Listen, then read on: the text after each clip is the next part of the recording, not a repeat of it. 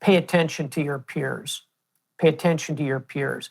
Your peers know you better than anybody. Your peers can give you honest feedback. Your peers can save you. And boy, I've been saved from my mistakes many, many times by, the commander on the next destroyer over, who might have said, "Hey, Jim, you're getting a little out ahead of your skis on point A, B, or C." Listening to your peers is another great lesson of leadership that I took from my father.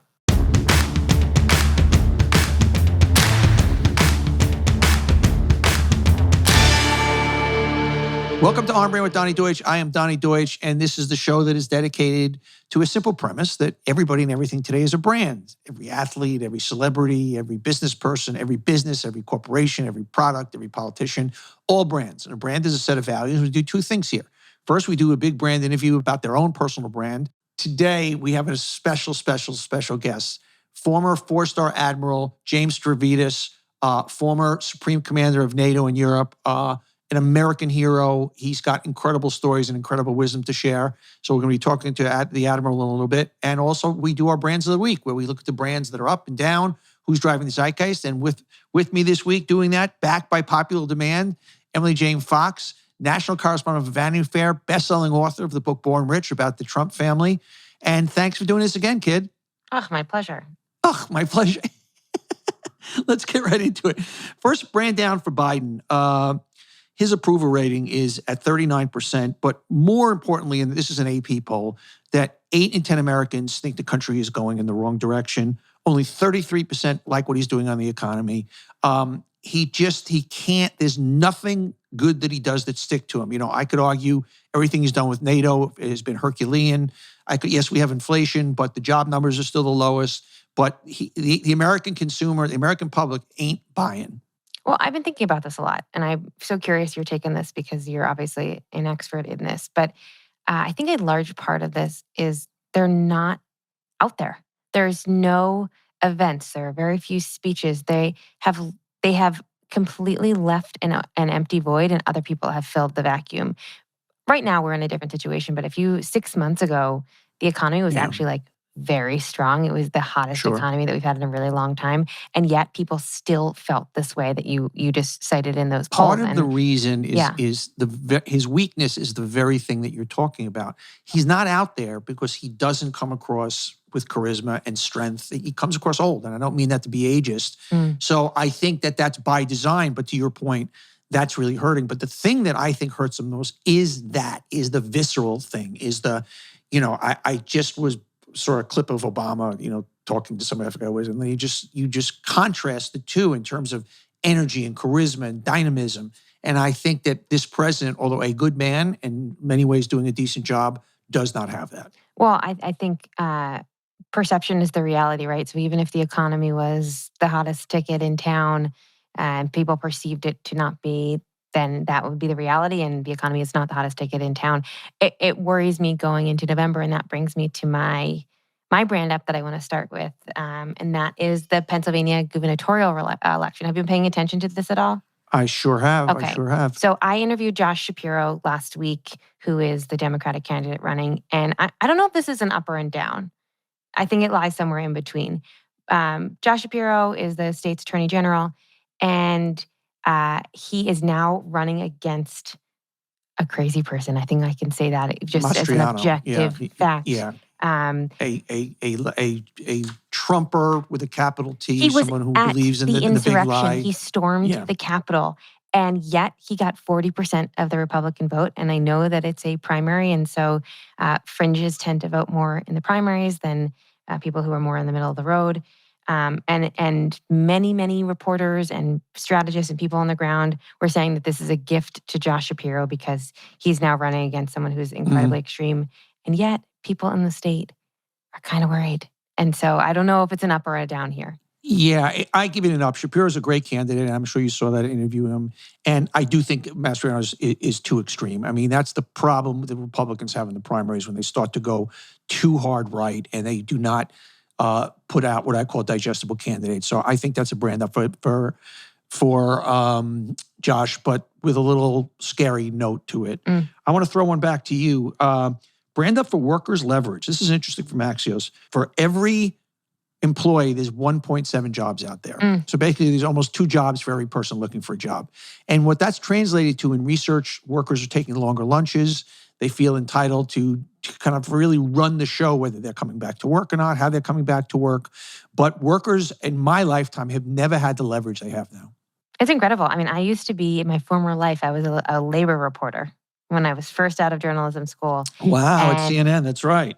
it was so not the climate. I mean, this was like right after post-recession, and this was the beginning of the fight for 15, the minimum wage protests at all the fast food and retail stores. This is a crazy shift in workers' rights, and it's an incredible thing. It's an incredible time to be someone who values themselves. But what a cultural shift for bosses and employers. It's in not a lot of time. This is a completely 180 shift. You wonder from 100,000 feet up from a macro point of view, how will that affect the economy? Obviously, keep the job numbers low, but overall, if employees have that much power, does that mean productivity goes down? I don't mean to be cynical, but we'll have to watch. It's an interesting thing to watch. Well, particularly as people work from home, I don't think we have enough data yet because it's still so new. But you've definitely heard employers talking about productivity not being as high with people at home. But if you have these people who are able to say, well, if you don't want me, then I'll leave. Or if you don't like these things, if you don't want me to work from home 4 days a week, then I'm going to find a job elsewhere. It's a really cataclysmic shift here. I want to talk about another kind of worker.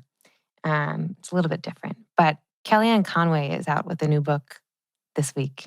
Have you been paying attention to this at all? I hope not. No, but I'd like to. First of all, do we have a brand up or brand down for her? Down. I mean, instant down. Okay. We just have to make it official. Instant down. Did you even have to ask? It's so weird that this book is coming out now because it's a true who cares for me. Right. But she seems to, in typical Kellyanne fashion, to really be throwing everybody under the bus except for Trump, which I find fascinating. Yeah, you know what? All these heroes now that are coming out with the tell-all books and their explanation, because obviously you ask them, well, all these things were wrong. Why did you stay? And they, well, I was still better than the next person they would put in there. That's the defense. But all of these people, Esper was out with a book a couple of weeks ago. We can, Bolton, we can go through the list of every one of them cashing in. Tell all right now, but not when they're in office. And a lot of it makes me sick. It's so lame. And also, if you are someone who is curious about what's in Kellyanne's book, like I advise you to seek help or a hobby. I love it. Hey, let me give you one. And I'm interested from a woman's perspective. Okay, huge brand up for Pete Davidson. Now, this weekend on Saturday Night Live, 4 of their cast members, and the biggest names were Kate McKinnon and Pete Davidson, so they did skits or things that their run was coming to an end. And as far as I'm concerned, Pete Davidson has been a breakout star, the level of a Will Ferrell. There are every 5 or 10 years, one comes along, we know who they are, obviously. We can go through the list of Saturday Night Live people. But something about him has just not only connected with the American public, is connected with the ladies of the world who find him incredibly appealing. Will you explain to me a woman's take on Pete Davidson? We talk about this a lot in my house because if there's one thing I care about more than anything in the world, it's reality star relationships. So I think I say this as someone who's married to a professional comedy writer. There's something about a funny guy, right? They not only are they incredibly funny, and that's very fun to be with, but they make you feel funny. People who are really funny tend to be really generous laughers. And if someone is laughing at you and making you feel like the funniest version of yourself, there's something that makes you feel good about yourself in being with them. So I understand that. It seems like he's a very confident guy, which I think is a thing. But is it confident? Is that a code word for something else that we're going to get into about Pete? I'm just going to say confident with a capital. Well, I'm going to just throw it in because it has to. There was a bunch of articles written that he has what's called BDE, and that's an acronym for Big Dick Energy. And the rumor is he's very, very, very well endowed, and that seems to be part of his mysterious appeal to women. I'm blushing. I'm just reporting the news. I'm not saying that's the case. I have red, rosy cheeks. But what's interesting to me is Pete Davidson is incredibly famous, and I think he is a breakout star, but having nothing really to do with his work, more to do with his personal life. And the women he's dated, obviously he's with Kim Kardashian now, but he was with Ariana Grande and Kate Beckinsale and a number of very famous, very beautiful women.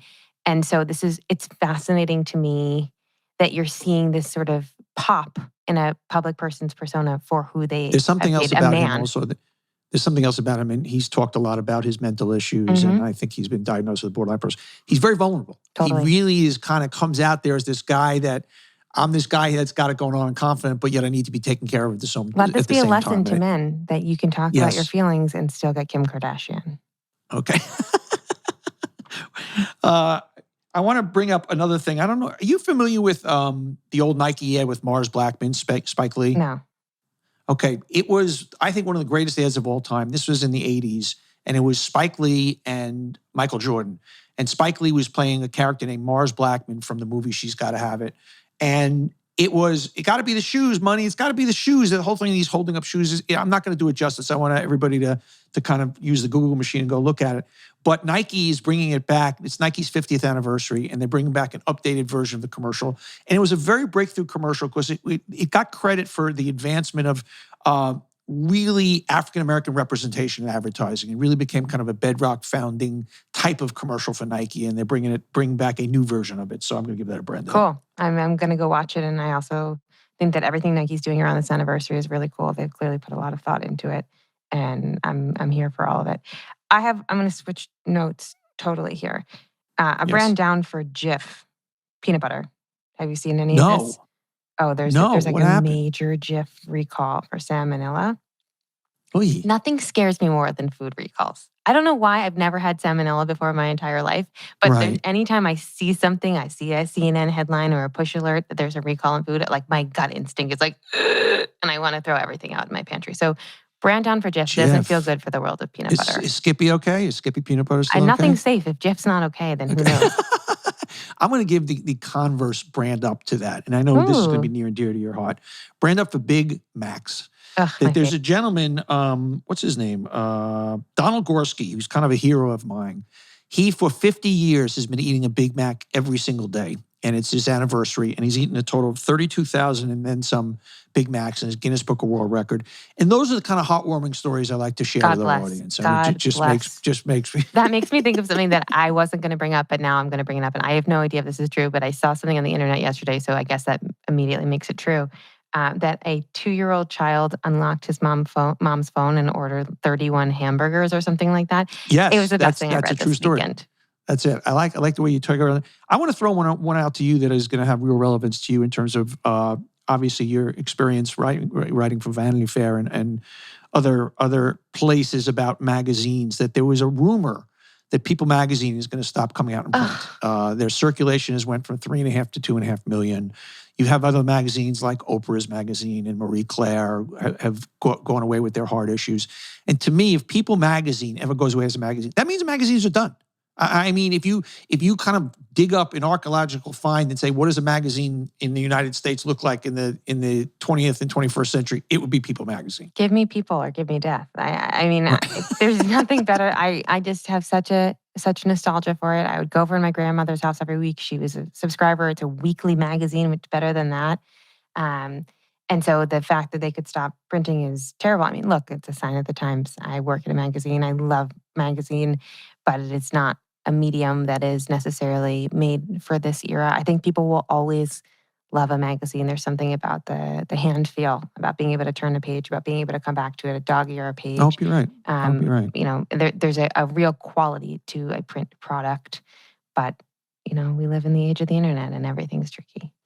I got one more. Go. You. No, you go first. Go first. I was just going to talk about monkeypox. I don't even know if we want to go there.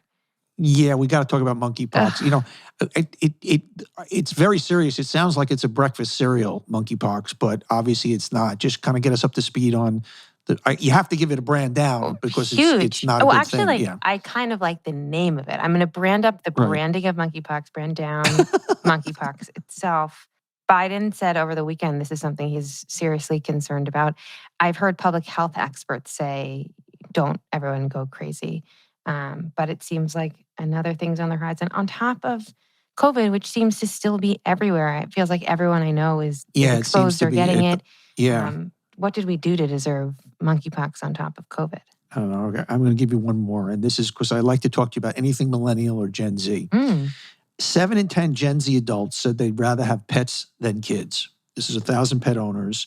57% said that they would rather have their pet than a sibling, particular sibling. And 81% said that millennial pet owners said that they love their pet more than at least one family member. Obviously, I'm not sharing too much. You recently had a beautiful little girl, so you're not you're in the 3 in 10. Yeah. But any reaction to your brethren? I mean, you and I both love dogs. We both love our dogs. I get it, right? I mean, you also I have have to 6 realize. for the record. Yeah, I know you have. And Donny has a zoo. He has like a football team full of dogs. You have to understand the particular set of circumstances. I can't speak to Gen Z, but I can speak to millennials. Millennials inherited a really shitty world. When we were graduating from college, it was the depths of the recession. There were no jobs. If you did get a job, they were just really poorly compensated. We have all the climate stuff. We have all the political unrest. We have all the protests and all the stuff. So I understand why a lot of people do not want to have children as a millennial. I mean, the amount of student debt, the rents, the cost of living in cities. It's a really terrible time to be a young adult who's not established. So I understand that. I also think that pets are uncomplicated and families are complicated. So I get all of these Pets things. love that. I think They're just happy you show up. You just show up and they're happy, particularly what's better dogs. than that? Hey, Emily, you are the best. I thank you so much for sharing today. We're going to now go to my interview with General James Stavridis, former 4-star admiral, former Supreme Commander of NATO in Europe, a brilliant American hero. You're going to really, really enjoy this. He's got a new book out. Take a listen. What is that sound? That's the sound of success. That's the sound of Shopify. It's another sale on Shopify, the all-in-one commerce platform to start, run, and grow your business. Simply put, if you have anything to sell online, you want to do it with Shopify. It's the platform designed for anyone to sell anywhere, giving entrepreneurs the resources once reserved for big business, customized to your needs, with a great-looking online store that brings your idea to life and tools to manage day-to-day and drive sales. Shopify believes in liberating commerce for all because entrepreneurship has the power to drive communities forward, and commerce can be good for everybody. Get started by building and customizing your online store with no coding or design experience. Gain knowledge and confidence with extensive resources to help you succeed. Plus, with 24/7 support, you're never alone. More than a store, Shopify grows with you. This is possibility powered by Shopify. Go to shopify.com/Donny, all lowercase, for a free 14-day trial and get full access to Shopify's entire suite of features. Start selling on Shopify today. Go to shopify.com/Donny. That's all lowercase right now. Shopify.com/Donny. Okay, do you have an account with Coinbase, or are you thinking of opening one? Do you own any Bitcoin, Ethereum, Cardano, or any other cryptocurrency? Well, I want to talk to you about ALTO IRAs. That's ALTO IRAs. Crypto may represent the future of money, but it's one of the most exciting opportunities to come around. But what about taxes on crypto? When you do anything in life, there's always a better way to do it. You might already be investing in crypto, but did you know that you can trade Bitcoin, Ethereum, and over 80 other cryptocurrencies in a tax-advantaged IRA? Listen to this. With ALTO Crypto IRA, you can trade crypto like Bitcoin and avoid or defer taxes. So this is going to help you and save money, guys. This is where you kind of either avoid or defer the taxes, get into investing in crypto, and do it in a tax-advantaged retirement account. ALTO's Crypto IRA is the easy way to get crypto into an IRA. Trade all you want without the tax headache. Create an account in just a few minutes. Invest as little as $10, no setup charges. Secure 24/7 through ALTO's integration with Coinbase. 80+ coins available, including Bitcoin, Ethereum, and Cardano. Listen, you got to do this, guys. This is really, really, really a big deal. There's multiple ways to fund your account. Make a cash contribution, transfer cash from an existing IRA, or roll over an old 401k. Ready to take your investments to the next level? Diversify like the pros and trade without tax headaches? Open an ALTO Crypto IRA with as little as $10. Just go to altoira.com/brand. That's ALTOIRA.com/brand. Start investing in cryptocurrency today. Go to altoira.com/brand. I am thrilled at today's guest. He is a true American hero. I'm going to have to read a little bit because his introduction is going to be one of the longest introductions I've ever done. Your resume is ridiculous. Admiral James Stavridis, he is a retired 4-star admiral. He is the former Supreme Allied Commander of NATO. He is a best-selling author, 13 books, I believe. His new book, we're going to talk a lot about, is To Risk It All, 9 Conflicts in the Crucible of Decision. He is the Chief International Diplomacy and National Security Analyst for NBC News and MSNBC. I get to work with him on Morning Joe. He is the Vice Chair of Global Affairs and Managing Director of the global investment firm Carlyle Group. He is the Chair of the Board of Trustees of the Rockefeller Foundation. He's fought and commanded in 3 wars. And I thank you for being here today, sir. It's my honor to be with you, Donny. And I got to say, I always enjoy our segments together on Morning Joe. It's a wonderful, fun time. Isn't it great? I so enjoy. I get high doing it. They've really built a marvelous thing there, and it's been on 15 years now. It's incredible, and now 4 hours. I mean, I don't know how those guys do it. I don't know. Joe and Mika have become dear friends of mine, and I don't know how they do that every morning. Yeah, that's a lot of energy to put out there, especially when you're waking up at 3:30 in the morning to kick it off at 6. That's a lot of work. My hat's off to them. So we're going to have a lot to talk about today. I want to just start with the Ukrainian war and something in the most basic thing to the average person out there. You'd go, okay, if we wound the clock back and Russia's going to invade Ukraine, and you go, okay, this will be over in a week. Explain as best as you can why it has been such a fight, why Ukraine has been able to, in many ways, embarrass Russia at this point. I'll give you 3 things on the Russian side and then the one big thing on the Ukrainian side. On the Russian side, the first thing is not glamorous, Donny, but it's germane. It is terrible logistics. The Russians just have proven utterly incompetent at doing the basics, getting the food, the fuel, the ammunition, the means of heating, the communications forward to their troops. We say in the military, amateurs can worry about the strategy. The professionals are focused on logistics. So point 1, bad logistics. On the Russian side, point 2, good old-fashioned bad leadership. Here, the Russians don't have that solid core of, if you will, middle management on a battlefield. Our sergeants, our chief petty officers, that's unknown in Russia. It's not in their culture. And as a result, there's just a lot of bad leadership going on. And third and finally, over on their side of the coin, we see that they have proven to rely overly on these war crimes. And that has generated enormous negative response from the world. It's helped unify. So that's kind of the Russian set of failures. Over on the Ukrainian side, as I promised, one big thing, and it's Zelensky. It's his heroism, because he personifies that fighting spirit. Think Churchill in World War II. So I, for one, have been very happy with how this thing has gone thus far, and that's an odd word to use. Yeah. But compared to where we were at the beginning of this thing, where it looked like Russia really was going to initially run the table, it's a combination of their weaknesses, the will of Zelensky, and of course the uber cap on all that, the chapeau on it all, is the logistics, the weapons we put in the hands of the Ukrainians. You've written it, Putin doesn't seem to have an off-ramp here. So how do we prognosticate? How does this play out? I mean, obviously you don't have a crystal ball there, but you see the moving pieces. Let's play a little game of Stratego here. How does this go? Yeah, I'm going to start with 3 words. I don't know. I love when experts say that. you get instant credibility with that one. Well, I'll tell you, anybody who says they know how this one is going to end does not understand that war is the most unpredictable of all human activities, much worse than dating, for example. It's you never know how it's going to come out. And here, what I would say with modest assurance, I'd say it's a 2 in 3 chance, Donny, that we're going to end up with kind of what we started with, which is to say the Russians will still be in control of that chunk of the southeast. They will have picked up a few extra pieces from your Stratego board. They will have destroyed the city of Mariupol. They'll probably get a little tiny chunk out of Donetsk and Luhansk, these other provinces nearby. But it's going to kind of go back to where it started. The good news is that the rest of Ukraine, which is what existed status quo ante, will be free, independent. Zelensky will still be in charge. And, life is compared to what?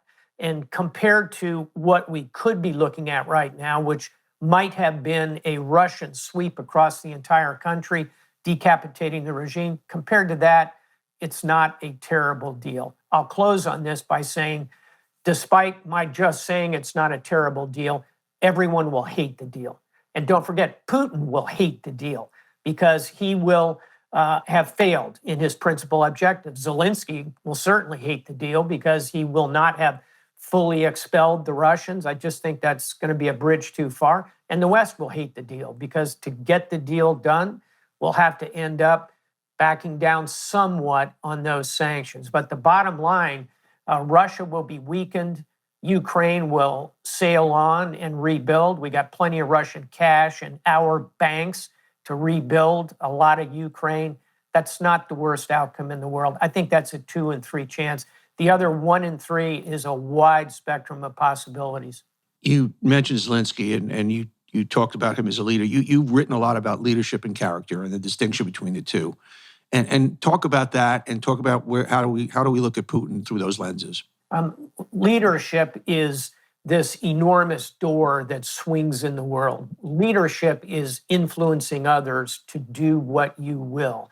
And a great leader, someone like Franklin Delano Roosevelt, that big door of leadership swings. But I would say somebody like Pol Pot, the dictator of Cambodia, is a good leader in the sense that he led his country. He got people to do his bidding, as horrific as it was. What makes a difference is that tiny hinge that the big door of leadership swings on, and that hinge is character. It's character. It's what's in the human heart. And here it tells us that FDR is a leader with great character. Pol Pot is a leader with execrable character. So this brings us to Vladimir Putin. He's a good leader in the sense that he can motivate people. He has the ability to inflame his base and get them moving. He has high popularity within Russia. It's diminishing a bit now, but he is an effective leader, is probably the word to use. But his character, his hinge is broken. He is someone who is going through the motions. He is someone who has isolated himself from his followers. He is someone who uses the worst tools of war, these war crimes we're seeing in places like Bucha. In other words, he is someone who his character is broken, even though he has the leadership skills that might have permitted him in a totally different world to lead Russia in a positive direction. He has failed, and he'll go down in history as a failed Russian leader because of his character. You're a voracious reader, and you've become a student of war. You're a product of war.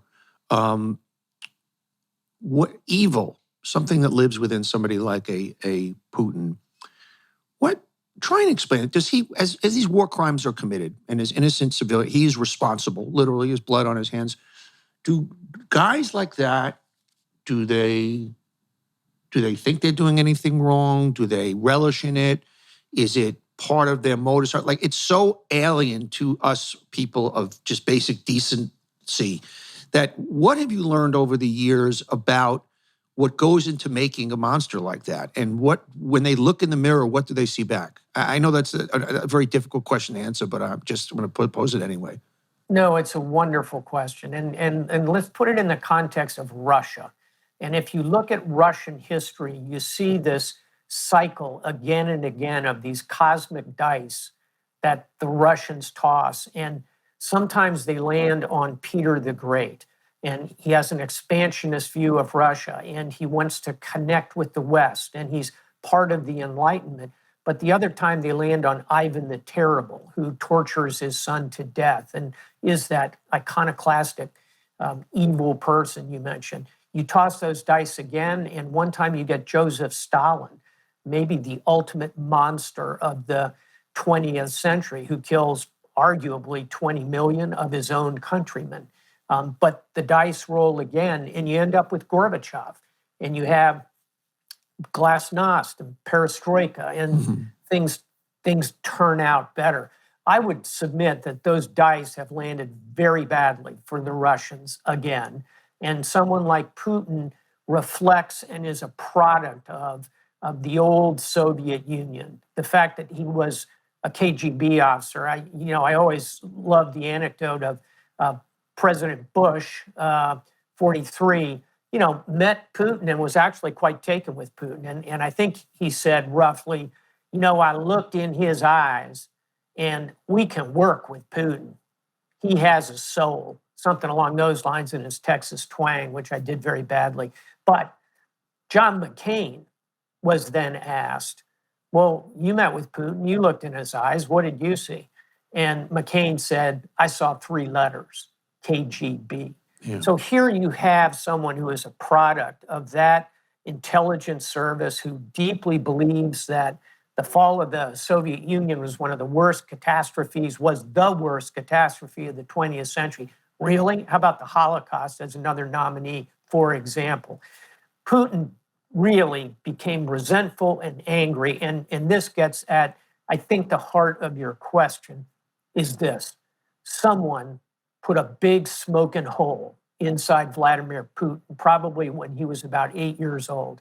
And he has spent his life trying to fill that hole with success, with the intelligence services. And he was shown all the wrong tools. And his insecurities are what have led to his anger, his bitterness about the fall of the Soviet Union. And that has translated into this character, fatally flawed, that we've been discussing.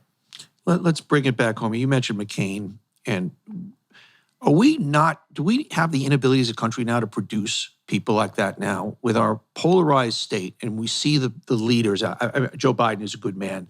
I'm talking a lot about what's going on the Republican side, and also a lot what's going on the left and the hard left. But the ability to find these people who live in what I'll call the sane middle and can lead from both sides, and that you can look up to as a human, we just seem to be going farther and farther and farther away from that. I think there still remains a pretty solid center in American politics. What has happened, in my view, is the extremes, the 20% on both sides, have gotten noisier and more powerful. And the internet, arguably the greatest invention of mankind, has also a dark side, which is that it permits these extremists to find each other and operate together in ways that they simply were too diffuse, too diluted to do in the past. But is there still a center in American politics? I think so. It's taking some battering here and there. And by the way, since we're on politics, I want to stipulate, as I always do, I'm an independent, a registered independent, always have been, not a Democrat, not a Republican.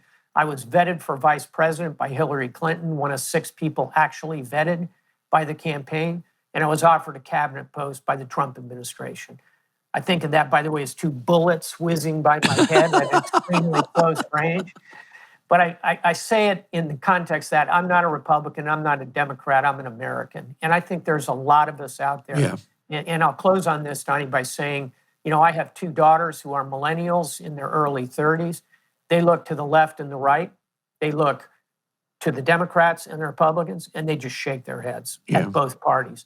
And I would say, you're the political thinker of the 2 of us, certainly. But, we act like somewhere in the Constitution, it says, and there shall be 2 political parties, the Republican and the Democrat. Hey, newsflash, that's not in the Constitution. Yeah. We didn't start with Republicans or Democrats. We started with Whigs and Federalists.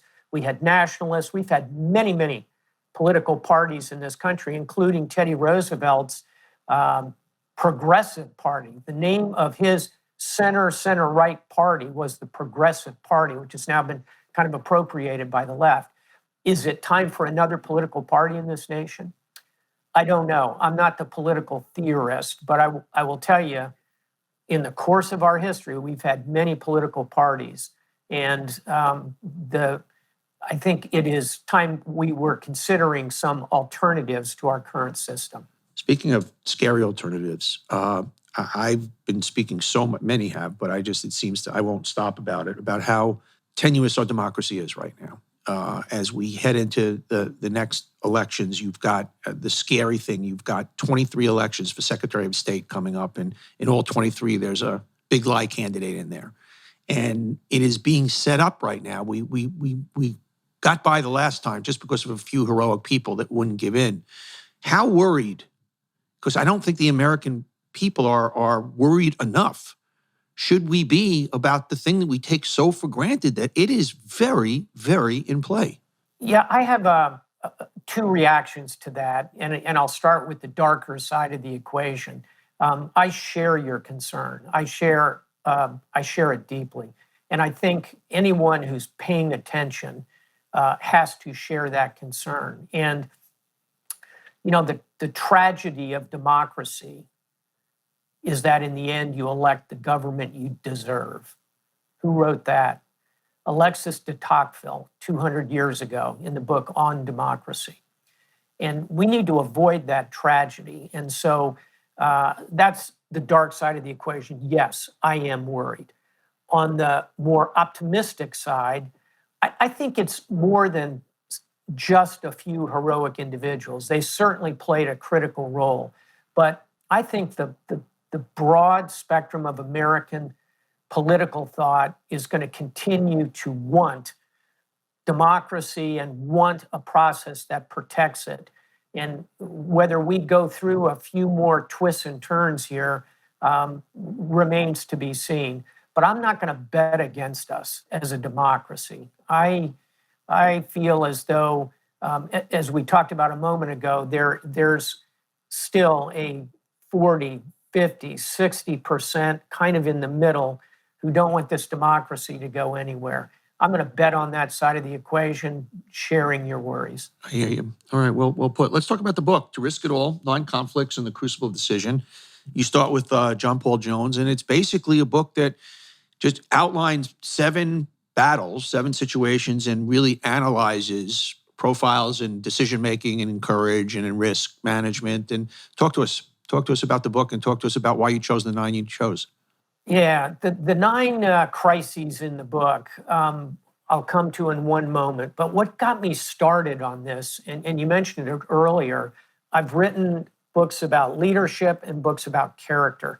I think those are 2 of the 3 big things that shape our lives. The third are the decisions we make. And if you contemplate the big decisions in your life, Donny, you'll think of where am I going to go to school? Okay, I'm going to go to Penn. Where am I going to find a wife? I'm married, my bride. When did we decide to have children? Those kind of decisions. When did I decide to really focus on the world of branding and advertising? Those kind of decisions you have time to make. You can get out your pad of paper if you're so inclined. You can write down pros and cons. You can talk to mentors, talk to your parents. Those are important decisions, vital decisions. But the decisions in this book, To Risk It All, are the decisions you make under extreme pressure with no time. And I chose to use a frame of 9 naval figures to kind of pull out those moments, like John Paul Jones deciding, I will fight on. And by the way, not all of these 9 decisions come out successfully. Came out very successfully for John Paul Jones. But how about Lloyd Booker, the captain of the Pueblo, who decides to surrender a ship to the North Koreans, spends a year tortured in captivity, and then is excoriated and court-martialed by the U.S. Navy for giving up his ship. He's the other side of the John Paul Jones equation. These decisions, which you make under extreme pressure, I think are worth contemplating before you hit that moment. And for listeners who are saying, yeah, but I'm not in the military, I'm never going to face a moment like that. Really? How about you're 32 years old, you're a young man in great health, you're walking through a mall, and all of a sudden you hear, active shooter, active shooter. What are you going to do at that moment? Are you going to help the elders? Are you going to take a child by the hand and make sure she gets out? Or are you going to go at a dead sprint for the door? What about you are off doing one of these fun weekends and you're driving an ATV, an all-terrain vehicle, and up ahead of you on the ridge line, you see another ATV go tumbling down 60, 70 feet down the side of a cliff. This happened to me, by the way. At that moment, are you going to pull out your cell phone and try and dial 911? Or are you going to hand that to your wife and get down the side of that mountain and do what you can with a person with a compound fracture who's bleeding out in front of you? These things happen. And I hope that the listeners never have to literally risk it all, but it will happen more than you think. And the purpose of the book, in addition to telling some history and laying out some remarkable stories of men and women under those circumstances, but the real point of the book is to help people prepare in case, we talked about dice a little earlier, in case those dice land on you and you have to risk it all. So you've commanded these billion-dollar ships, 340 sailors. What was your moment? What would you say of all the moments? And you've been in war situations. What would you say your crisis moment was? This one may or may not surprise you, but it was not a moment of physical danger. Certainly have encountered that along the way.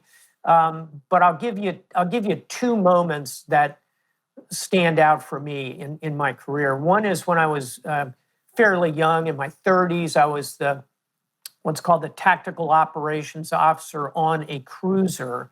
And we were in the Persian Gulf, and we had what we thought were Iranian aircraft coming at us. I had the firing keys.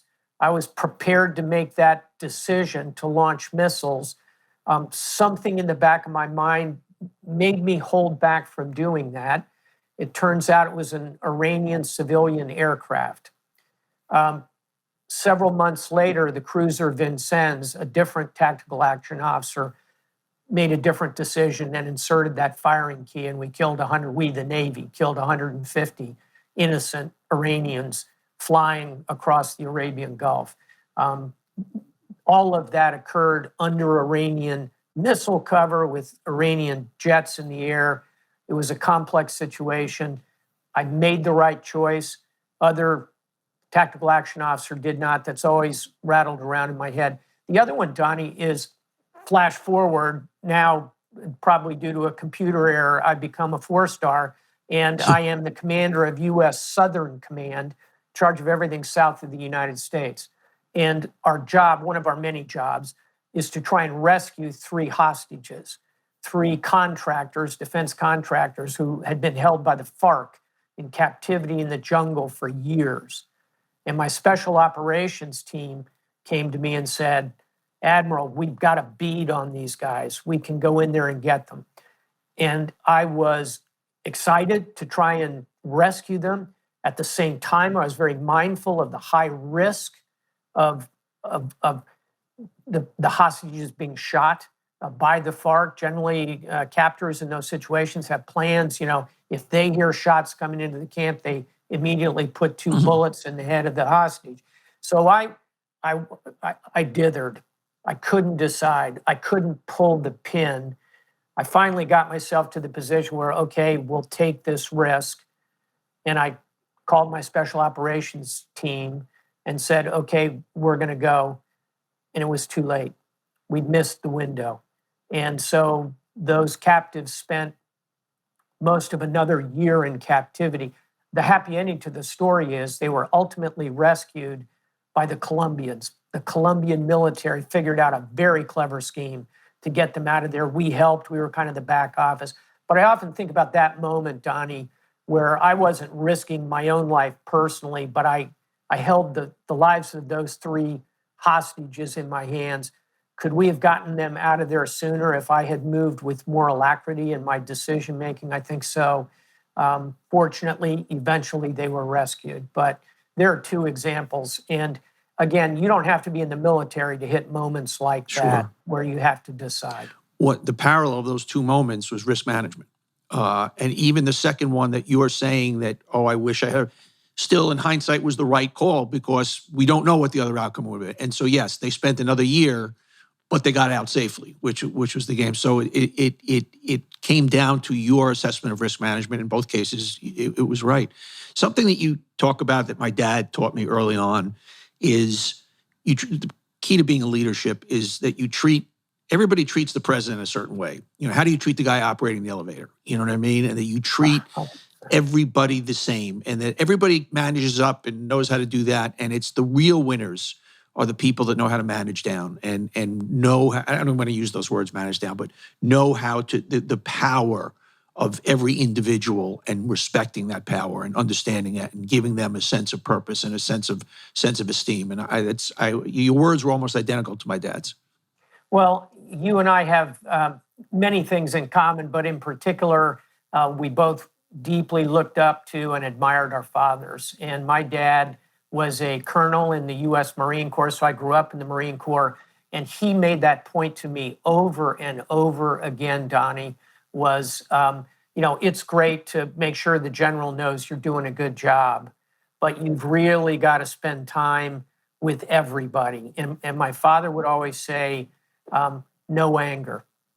Get anger out of anything you do, because an angry officer, he used to say this, an angry officer is only putting more chaos in the situation. The job of an officer is to bring order out of chaos. And to do that, you respect everybody on the team. And I learned that from my father. And I'll tell you one other thing that he beat into my head, which was, again, we all know you got to be loyal. You got to do the right thing for your boss. You want to make your boss look good. And you, as we just talked about, you really want to take care of your shipmates who are junior to you in rank. But here's the other thing my father taught me, Donny, was pay attention to your peers. Pay attention to your peers. Your peers know you better than anybody. Your peers can give you honest feedback. Your peers can save you. And boy, I've been saved from my mistakes many, many times by, the commander on the next destroyer over, who might have said, hey, Jim, you're getting a little out ahead of your skis on point A, B, or C. Listening to your peers is another great lesson of leadership that I took from my father. Yeah, you talk about that kind of, that peer camaraderie and how it bailed you out of one of your most embarrassing situations when your boat went afoul. And why don't you tell that story? I love that story. So I'm Commander Stavridis. I'm, 36 years old, maybe 37. In my ship, I'm the captain of this warship, about 350, 360 sailors. Is this the Barry? It is the USS Okay. Barry, brand new, beautiful ship. And we're doing great. We are just kicking it on the waterfront. We're winning all these awards and contests. And I will tell you, I kind of started to read my own press a little too much. So then comes this big engineering inspection. The inspectors come aboard. We get the ship underway. We get out to sea. I don't want to drag you through all the details, but we failed the inspection. We had a miserable material casualty. Something really major on the ship broke down. It was terrible. The ship is literally out there at sea, and we are so broken down that the inspector said, we don't think it's safe for you to operate your own engines to go back in port. We're going to tow you back. Now, that is the most humiliating thing that can happen to a captain and a ship. And we got towed back into San Diego Harbor in front of every other ship on the waterfront. And, finally we got tied up at the pier. I went home that night. I said to my wife, Laura, it's all over. Tomorrow morning, the Commodore is going to come to the ship and fire me. And because that's what happens when you fail one of these big inspections. The next morning, I learned three things. Number one, the Commodore came and he said, Stavridis, wow, really bad day. But, you've done a lot of good things. We're going to give you another chance. We're going to let you take that inspection again in 60 days. You're not going to get an outstanding. You're not going to get an excellent, but you still have a chance to pass it. He gave me a second chance. The next thing that happened is my sailors, I thought I would have to go in and kind of pump them up. All day that next day, my sailors came up to me and they would pat me on the back and say, hey, Captain, we got this. We can fix this. And back to the point you and I made about what our fathers taught us, that's the investment. When you need to withdraw from the bank, that's the investment that you made. And the third thing is what we just talked about. It's your peers. And all day, that next day, other destroyer captains were calling me and saying, Hey, Stav, terrible day. Man, ship looked bad getting towed in, and they kind of stick it to me. Yeah. But then they would say, what do you need? Do you need parts? Do you need my master chief to come over and help your team? What can we do to help you? Boy, that was a powerful moment for me. And it really talks to the three vectors of leadership: your boss, your sailors, and your peers. Great story. I want to ask you about fear. And Sure. fear is a motivator, and fear, we learn from our failures in more than we do our successes. But I sit here and talk to you, and you're in these life and death situations, and you've written about them in the new book. Let me mention the book again: To Risk It All, 9 Conflicts in the Crucible of Decision. Were you ever afraid? And how do you manage that? We see guys like you, and we're kind of like, okay, there, and we watch the movies, and we watch Crimson Tide, and and we never get to see the fear factor, and forget that these are humans and they're in a life and death situation. So, talk to me about fear, embracing it, managing it. Yeah. Yes, I have been afraid many, many times, and anyone who tells you they are not afraid in the, if you will, the crucible of combat, I think is just whistling past a graveyard or trying to brand themselves. You're the king of branding. I think that a better brand is, I'm worried and I'm scared. And I wrote a book called Destroyer Captain about my second year in command of a destroyer, and I grapple with that at many points. And by the way, it's not just fear of an Iranian missile. There's a significant fear of failure for all of us. Whether you're running a company or working at a shoe store or driving a destroyer as the captain, everyone wants to succeed and they fear failure. And so I remember when I was walking down the pier to take command of the USS Barry, I was scared. I was nervous. Was I going to live up to this? Was I going to be a good captain? Could I drive the ship through combat and through getting it to the pier and underway? And so anyone who tells you that the captain is this massive uber figure who feels no fear, that wasn't my experience, and I don't think it's true. But your point is correct. We don't write about that or think about it or talk about it enough. And as we come out of these forever wars, my hat is off to a growing number of senior and mid-grade officers who have talked about fear and have spoken about the impact. So the important thing in this conversation is not, is Jim Stavridis afraid or anybody else? The important thing is your point. How do you manage it? And I think you manage it with kind of three things. One is your shipmates on either side of you. The Greeks used to say, the ancient Greeks would say that on a battlefield, the opposite of fear is not courage. The opposite of fear is love. It's love for your shipmates. And part of managing fear on a battlefield or fear in any entity, it's back to that peer group piece. Yeah. It's the comfort you derive and the motivation you have that everything comes through. Number two, this will sound incredibly prosaic, but I think it's important. In any high stress combat or high stress in civilian life situation, you got to be fit. You need to be in good shape. I believe that. You need to find time to sleep. We say on a battlefield, sleep is a weapon. In other words, if you are not getting enough sleep, you have to find a way to do so. And you've got to eat well. You've got to keep the machine in an even keel, because all of those fears and insecurities become more manifest if the machine gets run down.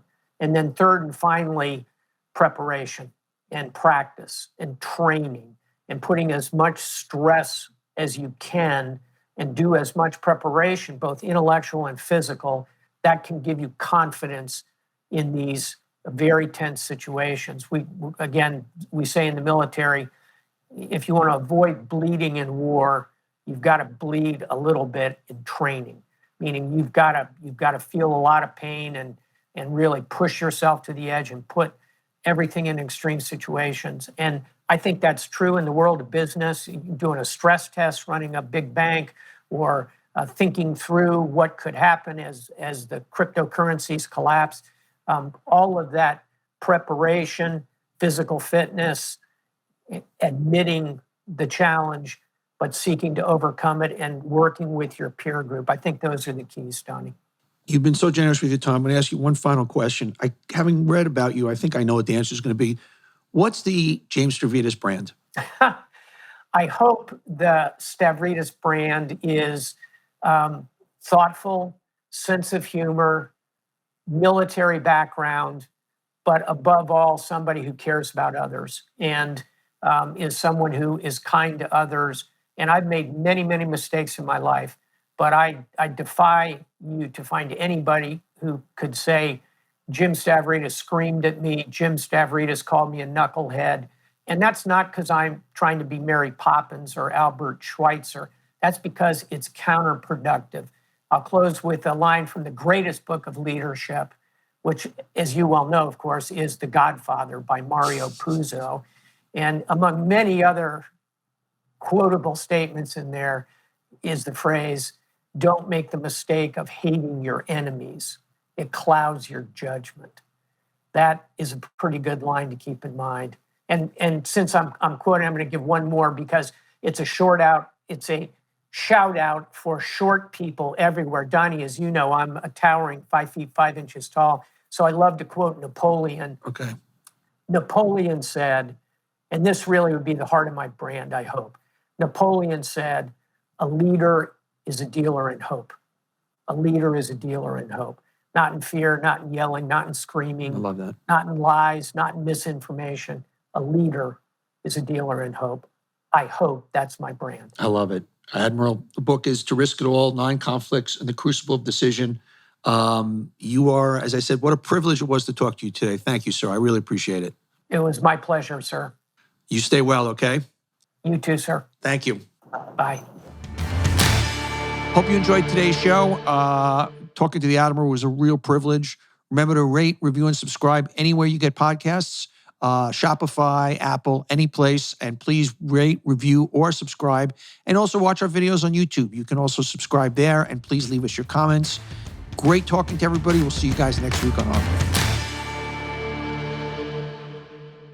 Everybody, thanks for watching. If you like it, hit that subscribe button.